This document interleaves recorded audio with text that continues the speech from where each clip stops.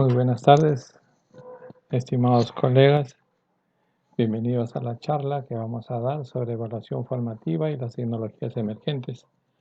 Les doy la bienvenida en nombre de la Asesoría Académica y Pedagógica HD, quien siempre hace este tipo de charlas y hace cursos en beneficio de los docentes.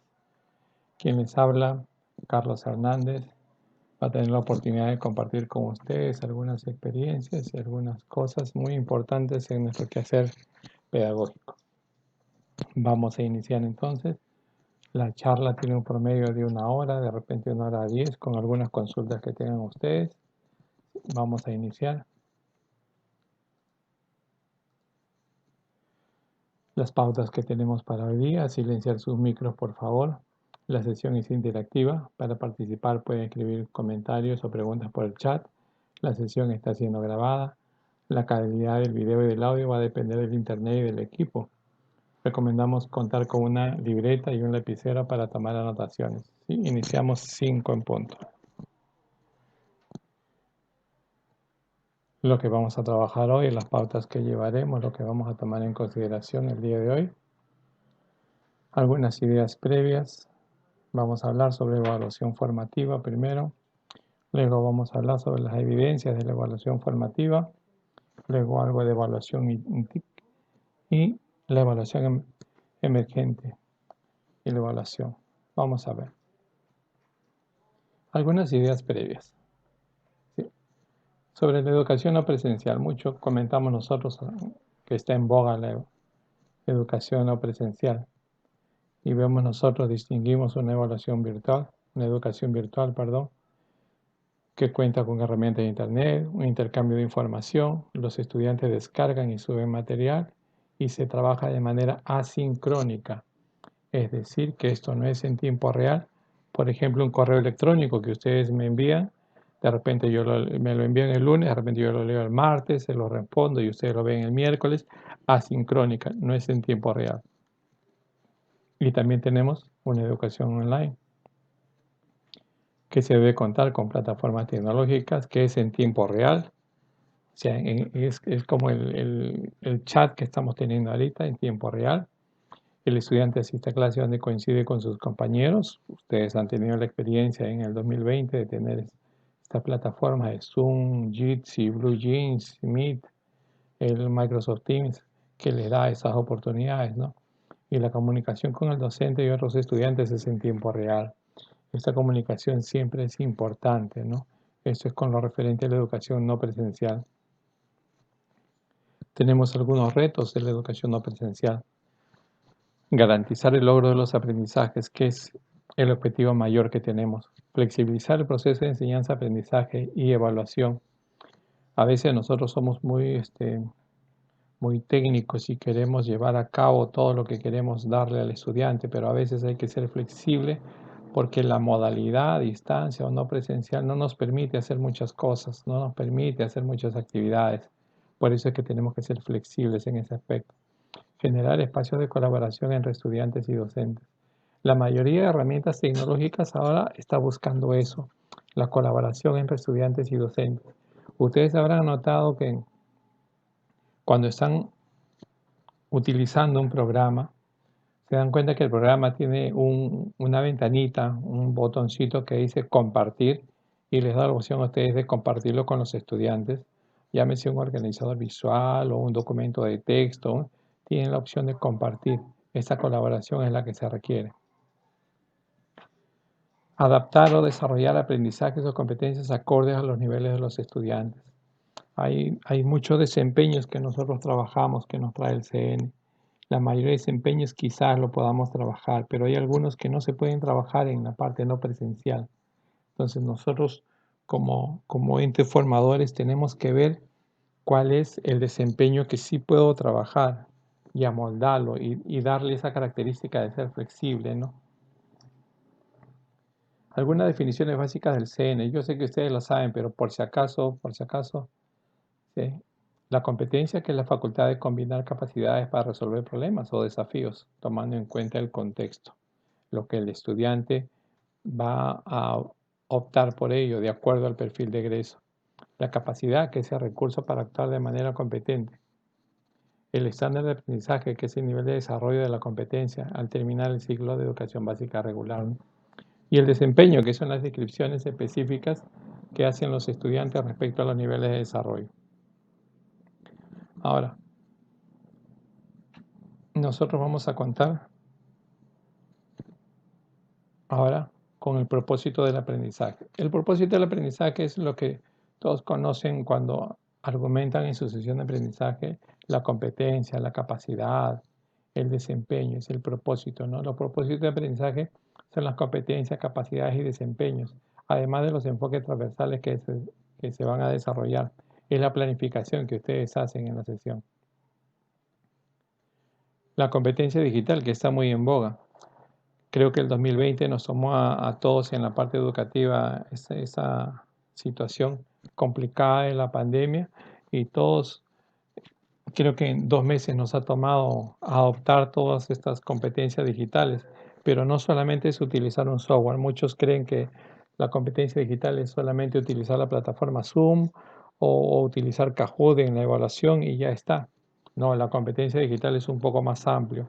Cuando hablamos de competencia digital estamos tomando en consideración muchas habilidades, desde el alfabetismo digital, donde uno sabe qué es lo que hace, comparte información, reflexiona en función a esa información y, y luego está imbuido en todo este tema de la competencia digital. O sea, es un poco más amplio.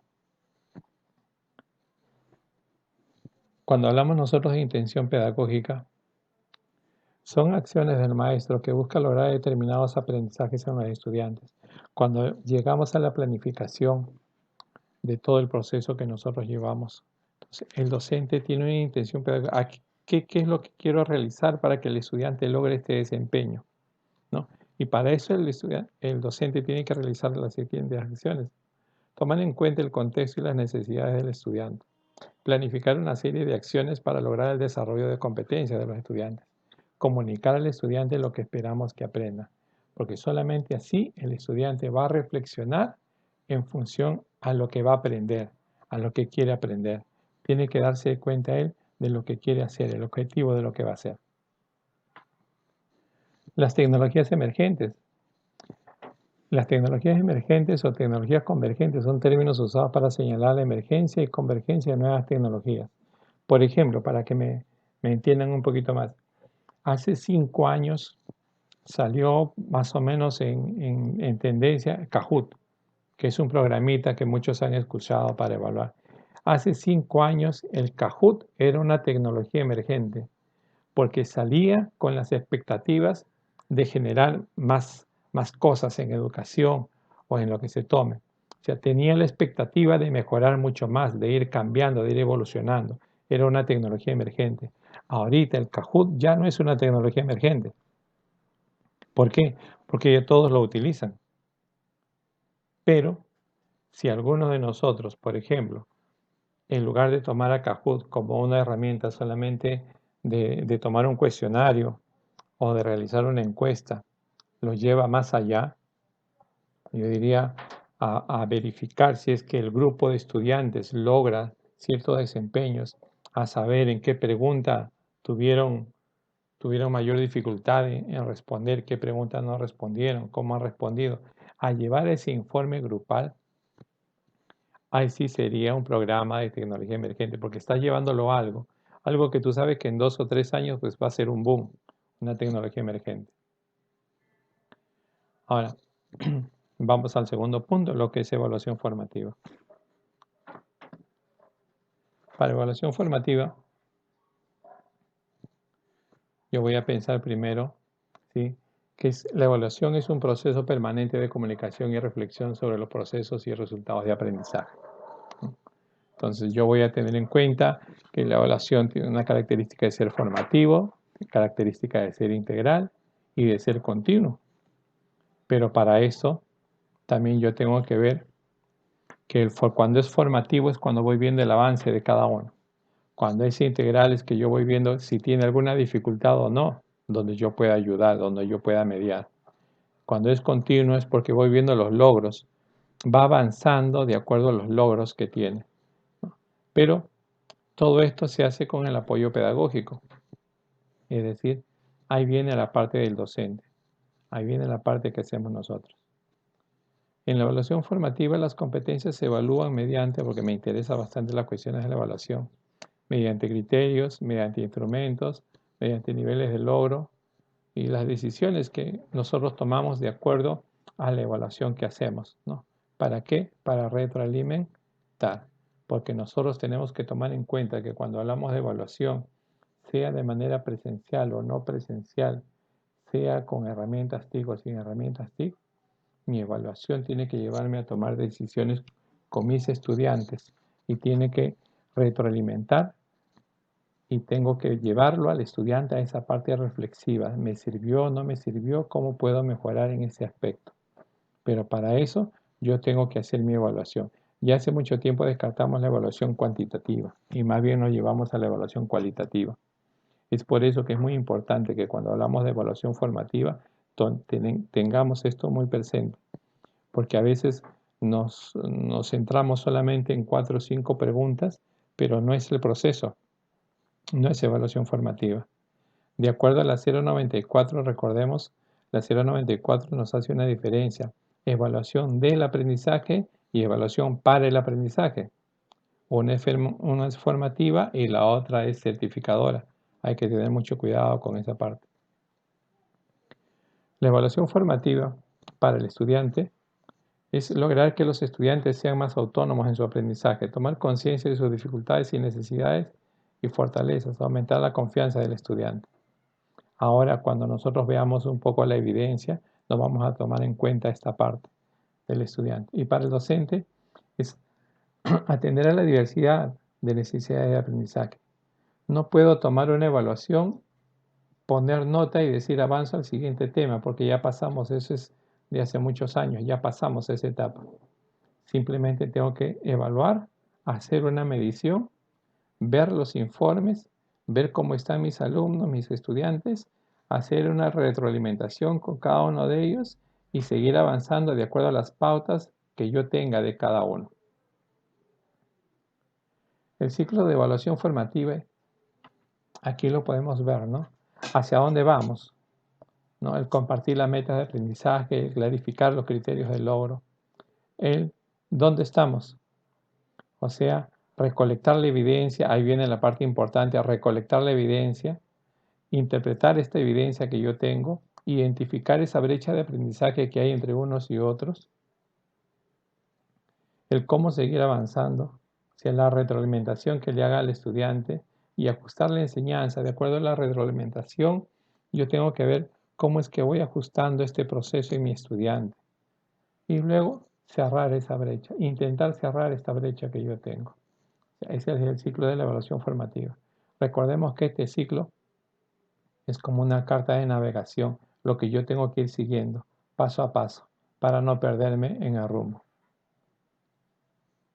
Como ya dijimos, el ciclo de formación es compartir las metas de aprendizaje, clarificar el criterio de logro. Si no tengo un criterio de logro claro y preciso, pues no voy a saber qué voy a evaluar. Recolectar la evidencia. De acuerdo al criterio que yo coloque, voy a recolectar la evidencia. Voy a interpretar esta evidencia, pero para interpretarla he tenido que tener muy claro el criterio de logro y eso significa que voy a tener que analizar muy bien el desempeño que yo voy a trabajar, porque si no, pues voy a buscar otra cosa, voy a tener un informe de otra cosa, voy a interpretar otra evidencia. Voy a interpretar esa brecha de aprendizaje.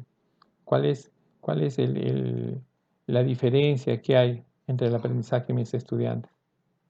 ¿Qué es lo que les falta? Voy a ajustar la enseñanza. De repente voy a tener que retroceder un poco, conversar con mis estudiantes, reflexionar y ver qué nos falta, qué nos hace falta. De repente ellos tienen una estrategia diferente o ellos solicitan algo que les falta. Eso es muy importante.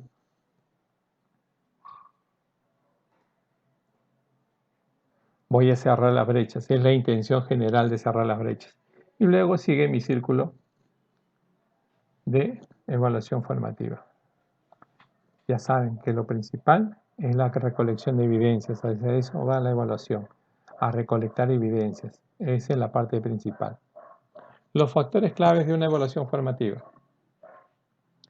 Factores claves. Las evidencias, instrumentos de evaluación, las devoluciones, la retroalimentación y las calificaciones.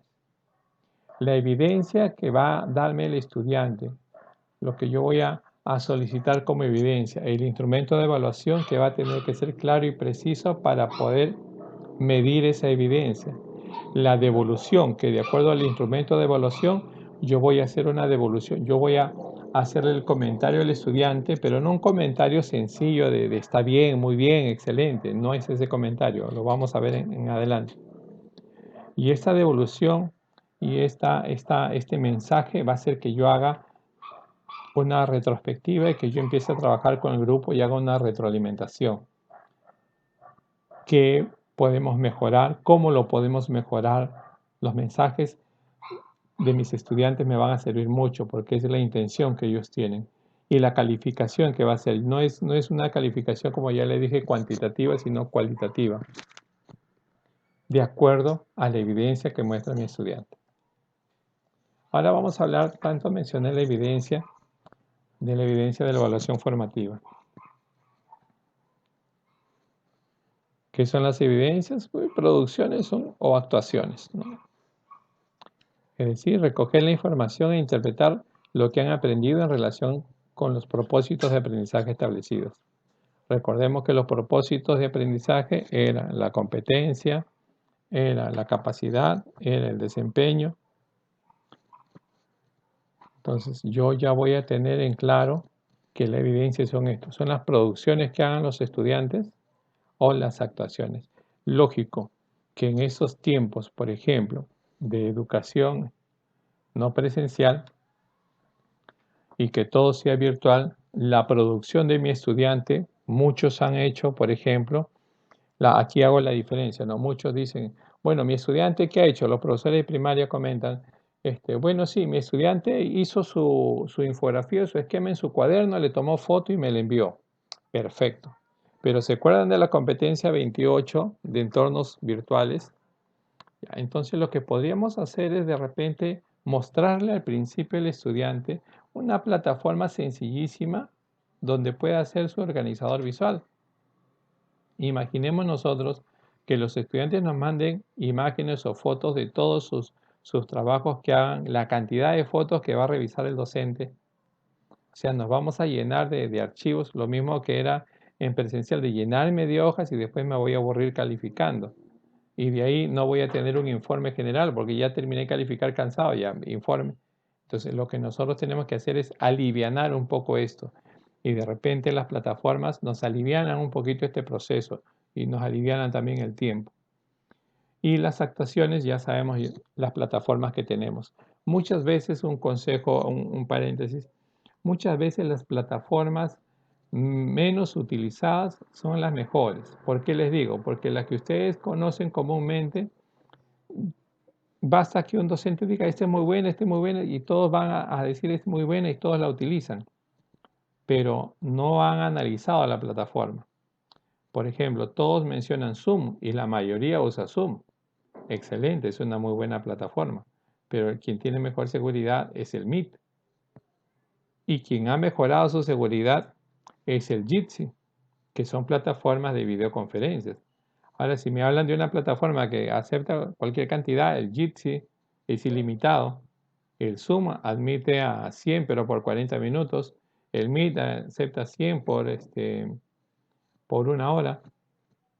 El Jitsi es ilimitado, es libre. El BlueJeans también es una plataforma para poder trabajar. Entonces, vamos a darnos cuenta un poco cómo vamos entrando a estas tecnologías emergentes, a esta necesidad que tenemos nosotros de empezar a trabajar con lo virtual. En un primer momento se tenía la idea de que íbamos a hacer, ¿no?, algunas tecnologías disruptivas. Disruptiva cuando hago el quiebre y no voy por el camino usual, sino hago el quiebre y busco otro camino para llegar o para obtener lo mismo. Bien. ¿Qué pasos tengo yo para determinar una evidencia? Vamos a ver primero el propósito de aprendizaje, que tiene que ser claro. Ya saben, competencia, capacidad, desempeño, el estándar de aprendizaje, la competencia transversal. El propósito tiene que ser claro y tiene que ser coherente con lo que yo voy a trabajar. Número 2, tengo que determinar los criterios de evaluación, claros y precisos. Número 3, determinar la evidencia. ¿Qué es lo que voy a evaluar? ¿Qué es lo que el estudiante va a hacer como evidencia de que ha logrado ese desempeño? Hay que tener en claro eso. Los criterios de evaluación son referentes o aspectos centrales de la competencia. Con base en ellos es que se evalúa el nivel de logro. Cuando yo hablo de criterios, ¿no? ¿Qué me permiten definir los criterios? La retroalimentación de los aprendizajes, las tareas o experiencias o actividades de aprendizaje, los instrumentos de evaluación, las evidencias de aprendizaje, las actuaciones y las producciones. O sea, el criterio es lo que va a primar para yo empezar a trabajar e iniciar ya en mi planificación lo que es la evaluación. Muy importante, los criterios fundamentales son los aspectos centrales de la competencia. Los criterios, ¿no? Se observan e interpretan las evidencias. Se diseñan experiencias o actividades retadoras. Se definen los instrumentos de evaluación y se formula la retroalimentación. Recordar, los propósitos de aprendizaje tienen que tener coherencia. Tengo que tener la precisión de desempeños. Y los criterios, ¿para qué? Para ver evidencias, instrumentos de evaluación y retroalimentación. Recordemos esto. ¿Qué va a observar el docente en cada evidencia? Eso es importante. ¿Qué vamos a observar? Tanto en lo presencial como en lo no presencial. ¿No? Los comentarios sirven para retroalimentar el aprendizaje de los estudiantes. Ahí está el docente, retroalimentar, ¿no? El comentario del docente. No retroalimenta, muy claro. Comentarios evaluativos o globales, o refuerzos que solo indican un juicio. Las notas, el porcentaje de logro, juicios como muy bien, regular, no logrado, o excelente, hiciste un buen trabajo, puedes hacerlo mejor, o calcomanías o estrellitas. Eso no es retroalimentar. Para retroalimentar tienes que hacerle un comentario del trabajo. De repente puedes comentarle cómo puede fortalecer la debilidad que ha tenido. Llevarlo a la reflexión en función a la evaluación que le has dado a su evidencia. Ha tenido una debilidad, de repente en formular en eso cómo puede mejorar para que él se dé cuenta, para que el estudiante se dé cuenta qué es lo que le falta. Lo que se debe cambiar, ¿no? Que el estudiante se olvide de decir qué nota me saqué y que los profesores se llenen de tantas hojas, de tantas cosas por revisar. ¿Por qué? Eso me tiene que dar un informe general. De repente una plataforma me puede ayudar a agenciar todo eso más rápido. Si hablan ustedes de plataformas educativas, tienen Edomi, tienen Edmodo, tienen el Classroom, que los ayudan con la gestión de estudiantes. El Microsoft Teams, que los ayudan a ustedes con gestión de estudiantes. El mismo Canvas que usan las universidades, tiene una opción para que cada uno saque una cuenta nueva y les da opción a tener un curso ahí y es muy beneficioso para ustedes. Ahora vamos a comentar un poco de las evaluaciones y las TIC. Tenemos tiempo todavía. Cuando ya hablamos de evaluación, como ya hemos visto lo que es evaluación formativa, que hemos visto las cuestiones de la evidencia, ya nosotros vamos a tomar en consideración un poco lo referente a la evaluación en sí. Estábamos hablando de tecnologías emergentes, entonces tengo que evaluar un poco todas las tecnologías que hay en evaluación. Por ejemplo, muchos conocen el Mentimeter, ¿no? Que es diseñada para crear presentaciones. En la parte libre, el Mentimeter tiene para hacer dos o tres actividades, ¿no? En la parte premium de paga pueden hacer más, pero me parece que el Mentimeter lo podemos utilizar nosotros para la primera parte, ¿no? Para evaluar de repente los comentarios de los estudiantes, para medir un poco la parte escrita del estudiante, ¿no? Que me pueda comentar algo. El Edpuzzle también me crea algunos juegos, ¿no?, con videos para poder trabajar y ver que el estudiante plasme su creatividad, su criticidad a la hora de trabajar. El Socrative, que es un programa para evaluar, ustedes presentan como un cuestionario en línea, puede ser en tiempo real o también lo pueden dejar de manera sincrónica, más se utiliza en tiempo real, ¿no? Tiene para trabajar en el aula y que ustedes lo plasmen en la pantalla grande, en el ecran. Tiene también para la parte no presencial, ustedes lo presentan en el Zoom, en el Meet, en el Jitsi, y los estudiantes van viendo cómo es que van trabajando, qué puntajes tienen, y al final les presento un informe. Como hemos visto, la evaluación formativa y las evidencias es que yo revise los informes para darme cuenta cómo está el grupo, cómo están los estudiantes. No solamente es sacar el puntaje que tiene en Socrative y listo. No. La idea sería ver el informe, analizar ese informe, ¿no?, interpretar ese informe para mis estudiantes. El Cogli, que permite crear mapas mentales, conceptuales para organizar información, ¿no?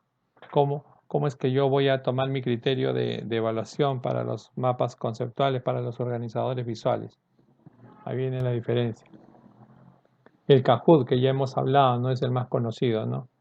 El ClassDojo, que es una plataforma que permite a los profesores organizar su aula, ¿no? Mayormente para inicial, para primaria. Los de inicial también pueden ingresar, por si acaso. Si los niños de 4 años ya están utilizando un celular para ver videos, pues ya podemos ver con ellos el trabajo un poco de actividades, de juego. El NARPUD, que es de gestión de estudiantes, es completo, ¿ah? Es como el Edmodo, es como el Edomis, es completo, es muy bueno, pero también tiene para hacer sus cuestionarios, o sea, lo pueden utilizar solamente para cuestionarios o para gestionar sus clases, para ver todo. Flipgrid, que es una herramienta muy, muy sencilla de utilizar, porque tú puedes grabar tu pregunta en un videíto de menos de 1 minuto y tus estudiantes te van a responder con otro videíto de menos de 1 minuto y lo va clasificando y tú tienes ahí las respuestas, ¿no? Es importante trabajar con todo el tipo de material.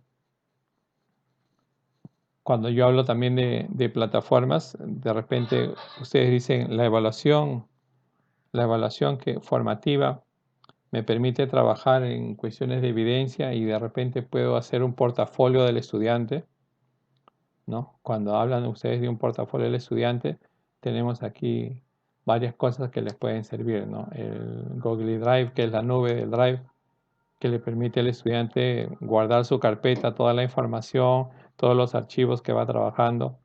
El Evernote, que es gratuito también, que puede el estudiante ir guardando la información, los archivos que tenga.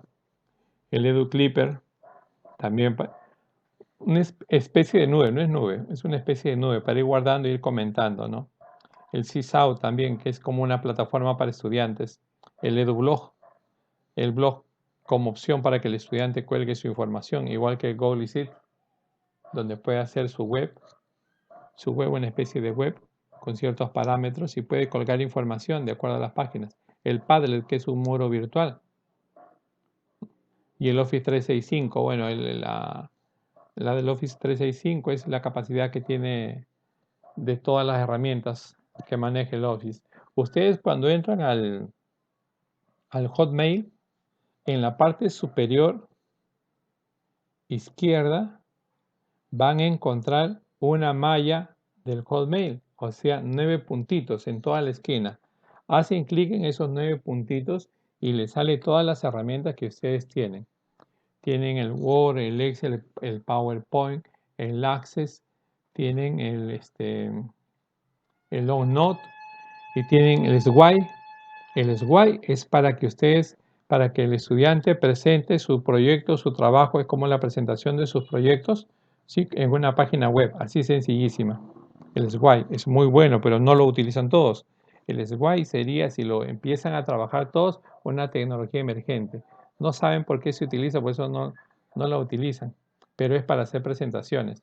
La utilizan en las empresas cuando van a hacer una presentación de un proyecto inmenso, ahí colocan todo como una página web para que vaya pasando. Ya, igual el estudiante la puede utilizar para sus trabajos colaborativos. Cuando trabajan con el con el Office 365, la otra plataforma que tienen también es el Microsoft Form, que no lo usan muchos. La mayoría usa el Google Form para hacer cuestionarios, pero el Hotmail también tiene su plataforma para hacer cuestionarios, que es el Microsoft Form, que tiene las mismas bondades. También lo pueden utilizar. Es muy bueno. Las bondades, por ejemplo, en Hotmail, cuando trabajan en la nube, tiene un icono para compartir. O sea, ustedes pueden redactar un documento, lo comparten con los estudiantes y los estudiantes van compartiendo, van escribiendo en el documento y ustedes van viendo lo que van escribiendo. Es para trabajo colaborativo. O sea, la mayoría de programas ya vienen eso. Esa sí es una tecnología emergente. La colaboración. Antes, hace 2 o 3 años, no había esa parte. No, eran muy pocos los programas que tenían para compartir. Ahora ya todos tienen, casi todos tienen la parte de compartir, la parte colaborativa. Estos son los programitas que les hablaba, el Evernote, el EduClipper. Y si hablamos pues de infinidad de programas, pues aquí les muestro algunos programitas que pueden utilizar ustedes en cuestiones de su aula. Siempre apuesto yo por la característica del docente, ¿no? Casi creo que repito como robotito en todas las capacitaciones que tengo. Repito, la característica del docente es el ser autodidacta. El docente tiene que ser autodidacta. Tiene que ir aprendiendo, tiene que ir trabajando con sus actividades, ser autodidacta. Si ustedes me dicen que existe un programa nuevo, yo googleo. Entro a San Google, coloco el programa, ingreso al programa, veo, utilizo veo cómo traducirlo, voy trabajando, ingreso, veo cómo es, y una semana o 2 semanas y ya más o menos tenemos que ir dominando. Conforme en el camino nos vamos dando cuenta de nuevas debilidades, ahí vamos trabajando. Pero esa es la característica. Uno tiene que ser autodidacta, de verdad. O sea, me pueden hablar de un programa, me pueden hablar y yo empiezo a trabajarlo. De aquí voy a empezar a ver las cuestiones sobre evaluación. Ya, si alguno tiene alguna pregunta, puede irla dejando en el chat. Sí, si alguno tiene una cuestión, puede irla dejando en el chat. Ahora vamos a hablar sobre las tecnologías emergentes. Cuando yo hablo en evaluación, las cuestiones de tecnologías emergentes, voy a tener que analizar esos programas, esos software que hay para evaluar. Voy a analizarlos, vamos a hablar de algunas características importantes de ellos para ver si es que son emergentes o no. Por ejemplo, hemos hablado del Kahoot. Es muy bueno, es muy didáctico por los colores, es para trabajar en tiempo real, tiene para hacer cuestionario, para hacer encuestas. Más opciones tiene, pero ya es la parte premium, la parte de paga. La parte libre se puede trabajar tranquilamente porque puedes hacer los Kahoot que tú deseas. Lo principal, te da un informe al final de todo, te da un informe de los estudiantes. Te da el informe de los estudiantes para que tú lo analices y lo interpretes. El Quizzes me parece que es mucho mejor. Te explico por qué. Tiene la misma bondad, evaluación en tiempo real. El estudiante en su celular va respondiendo y tú en la pantalla puedes presentarlo y todos van viendo cómo van contestando. Aparece una X si respondiste mal, un check si respondiste bien. A grosso modo puedes ver en la pantalla, en la tabla de puntuaciones, qué preguntas han contestado más, qué preguntas han contestado menos. O sea, te da un panorama general, pero fuera del panorama general te presenta un informe. Pero fuera de presentarte un informe, tiene la opción, es uno de los pocos programas que tiene la opción de decirte, si tiene hasta tal porcentaje, menos del 80%, preséntale una actividad y te da opción que le pongas una actividad. Si tiene menos del 50%, otra actividad. O sea, los estudiantes que tienen menos del 50%, puedo darles una actividad más sencilla o puedo darles un video o una hoja para que vayan viendo o revisándola, para que logren lo que yo deseo. O sea, los mide, de acuerdo a eso los va catalogando. El Quizzes es un poquito más completo. Pocos lo utilizan, más utilizan el Kahoot, que es más vistoso, pero quien tiene mejores bondades es el Quizzes. Una tecnología que muy pocos la van trabajando, que muy pocos la van viendo. El Google Form, que ya todos lo conocen, es una evaluación que la puedo, mayormente es asincrónica, ¿no? Pero también lo puedo tomar sincrónicamente porque les doy un lapso al estudiante, ya les mandé el cuestionario, estoy esperando 1 hora nada más y bien lo cierro y lo toman. Pero mayormente es asincrónico el trabajo de Google Form. Su informe que da el Google Form es en resumen con cuadros estadísticos y también les lanza un Excel con todas las respuestas del estudiante. Pero a mí me parece que es un poco reducido, ¿no? Los informes que dan con cuadros estadísticos generales sí me parece importante porque así a simple vista te puedes dar cuenta cómo es el aula, ¿no? Por pregunta te lo da. Pero el Excel bueno, va a ser más cansado para ustedes interpretarlo. El Microsoft Form también tiene las mismas bondades del Google Form. Es igualito, te da el Excel, te da el informe general, es lo mismo. Son la competencia. Uno es Gmail, el otro es Hotmail. El SIG está igual que el QSIS. Es completo. Te da todo el panorama del estudiante, te da el informe, lo hacen en tiempo real o de manera sincrónica. Tienen las dos opciones. Puedes hacerlo por equipos. El SIS también tiene la opción de que si tiene el estudiante en su nota, tiene menos del 50% de aceptación, te permite dejarle una actividad adicional, o un video de YouTube, o una hoja de PDF, o una actividad, o una página web, lo que tú desees para que el alumno la desarrolle y vaya ampliando un poco. Si tiene menos del 80%, también te deja esa misma bondad. Tú lo programas. Tú puedes programarlo de acuerdo a tu necesidad. Es muy bueno. Van dos, el SIS y el QSIS. El Quizlet también es una plataforma para hacer cuestionarios. Lo bondadoso de la diferencia del Quizlet con los demás es que el Quizlet no es tan vistoso, ¿no? Como el Kahoot, que es colorido, como el Sish, que tiene su musiquita por ahí, ¿no? Como el Quizizz, que tiene algunos colorcitos, ¿no? El Quizlet no es tan colorido. Tiene la misma plataforma, presenta los mismos informes. El Mentimeter que hemos visto nosotros tiene ser libre, el programa libre tiene para hacer 2 o 3 actividades. El programa te presenta para dejar preguntas, para hacer un cuestionario, para darle una pregunta, para que el estudiante responda, ¿no? Escribe y responda. Mayormente lo pueden utilizar cuando hacen una lluvia de ideas y ver más o menos qué piensan, ¿no? En la primera parte o para recuperar saberes previos. El Question Grid, este es asincrónico. Es asincrónico. Ojo que ese es un software muy antiguo. Muy antiguo. Lo instalas, es instalable. Descargas el programa y lo instalas en la computadora. Creas tu cuestionario y este cuestionario te da, el programita te da el cuestionario para que tú se lo envíes al correo de tus estudiantes. Y cuando el estudiante lo realiza, te llega a ti a tu correo, te llega el nombre del estudiante, porque tiene para poner el nombre y el nombre de tu estudiante y el costadito del nombre, 70%, que es lo que realiza en el cuestionario. Y te llega todas las preguntas, si las contestó bien o las contestó mal y el tiempo que se demoró. O sea, ese informe te llega. Y eso te llega al correo, te llega un correo de cada estudiante. Si es la versión de paga, la versión premium, te da una página web donde tú recopilas todo en Excel. Pero el Question Grip, por ejemplo, es para hacer, es asincrónico, ¿no? Y si ustedes quieren hacer una evaluación, pues va a ser una evaluación solamente del estudiante. No es en forma global, vas a tener tú que analizar un poco más. Ahí vienen sus detalles del Question Grip. El Formative también es un tipo de evaluación con informe, que es muy importante. Es una tecnología emergente porque es casi nuevo, no tiene 3 años, 4 años, las bondades que le han sacado.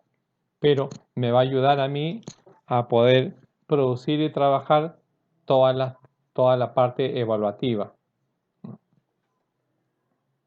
El FlipKiss, que es lo mismo, pero aplicables a su plataforma de Classroom o eso, todas son aplicables. Si ustedes me dicen que trabajan con Cubicol, con SeaWeb, todas se pueden pasar a esa plataforma, solamente pasan el enlace y listo, no hay ningún problema. No se pueden hacer problemas.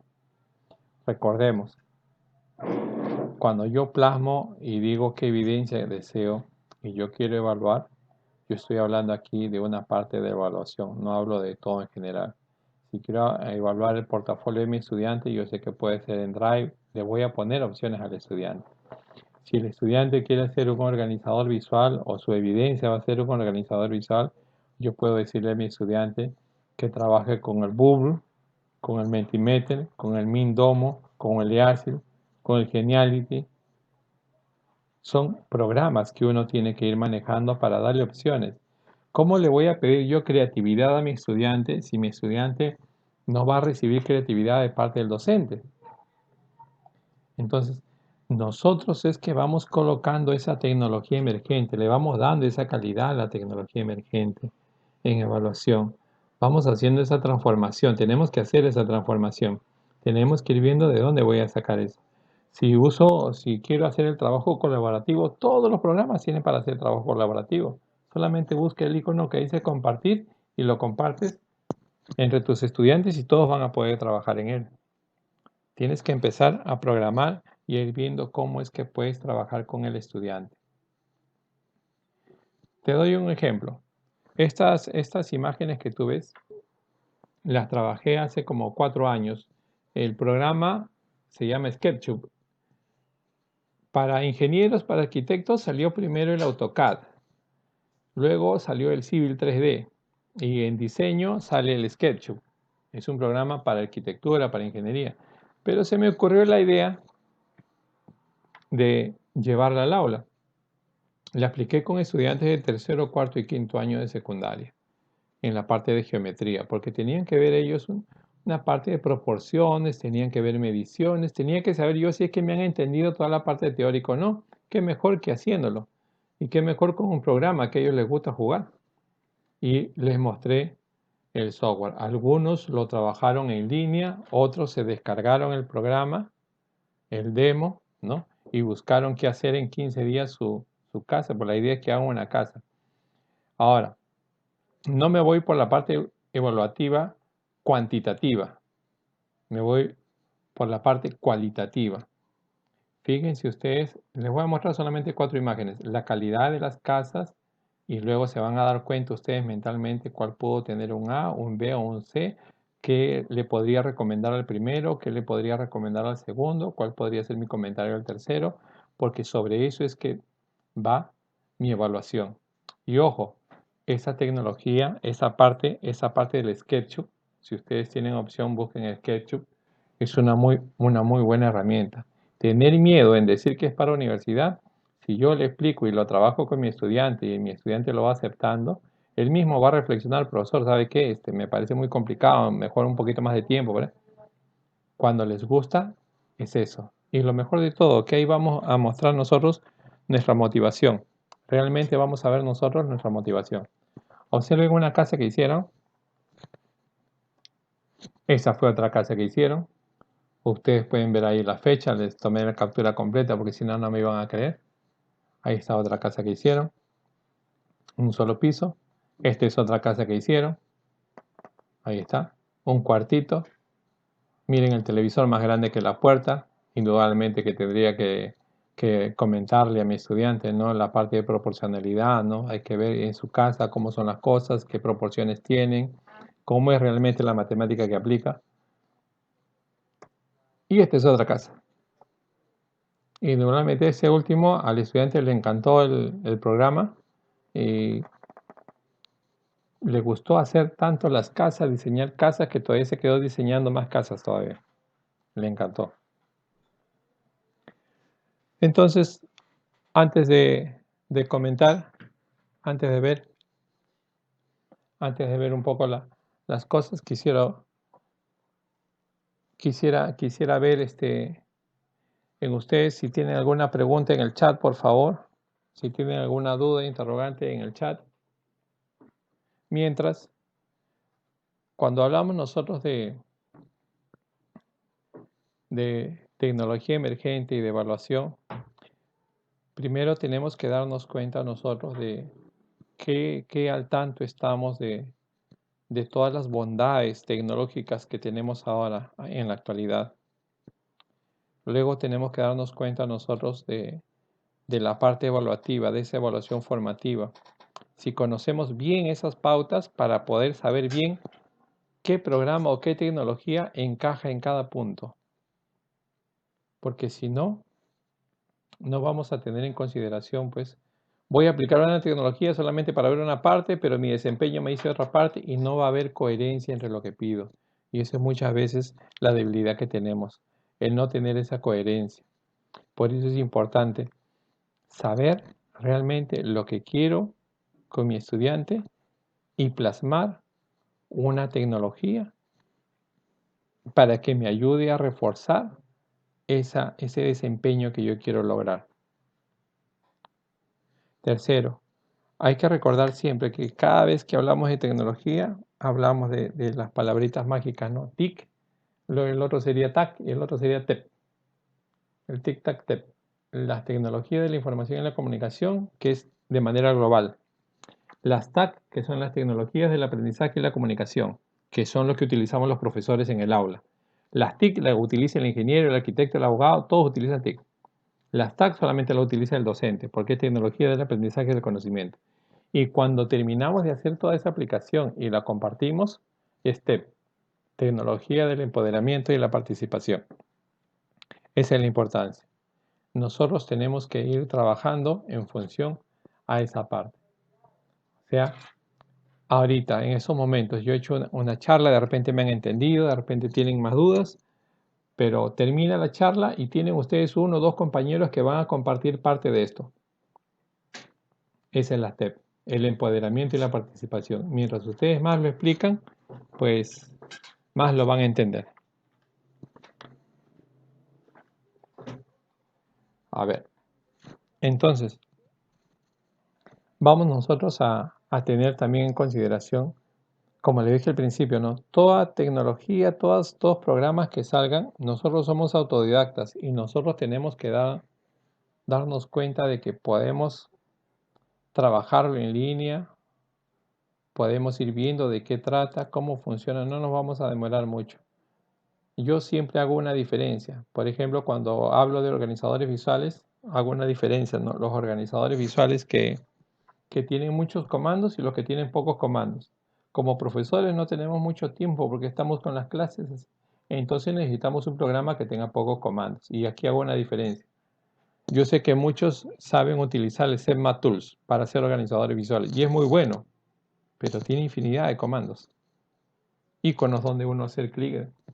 Sin embargo, un organizador visual me sale con el Bubbles. Tiene menos de 12 comandos. Es fácil de trabajarlo. Y me sale el organizador visual. Entonces tengo que hacer también una diferenciación entre cada uno, ¿no? El ver cómo voy trabajando, el ver la facilidad para mí también, que no me genere tanto tiempo y que me sea más sencillo de trabajar.